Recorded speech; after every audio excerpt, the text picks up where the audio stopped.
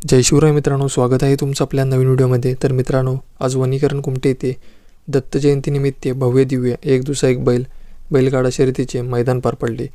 मित्रांनो, हे वनीकरण कुमटे मैदान अतिशय सुंदर व पारितोषिकरित्या पार पडले। मित्रांनो, आजच्या वनीकरण कुमटे मैदानामध्ये आपल्या सर्वांचा लाडका स्वर्गीय रणजित निंबाळकर सरांचा सर्जा देखील आला होता। मित्रांनो, आजच्या व्हिडिओच्या माध्यमातून बघूया फायनलला नेमकं काय घडले, सर्जाची गाडी नेमकी कशामुळे फॉल झाली।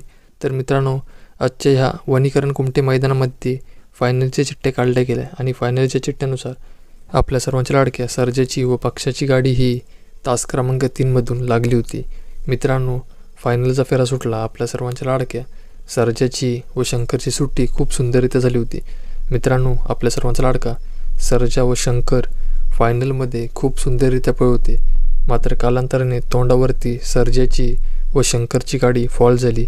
नाहीतर नक्कीच आजच्या वनीकरण कुमटे मैदानामध्ये सर्जा व शंकरने प्रथम क्रमांकच केला असता।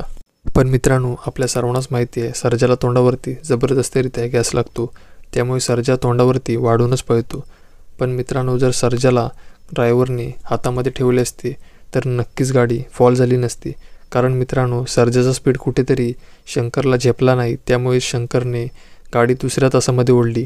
नाहीतर नक्कीच आजच्या कुमटे मैदानामध्ये सर्जा व शंकरने प्रथम क्रमांकच घेतला असता।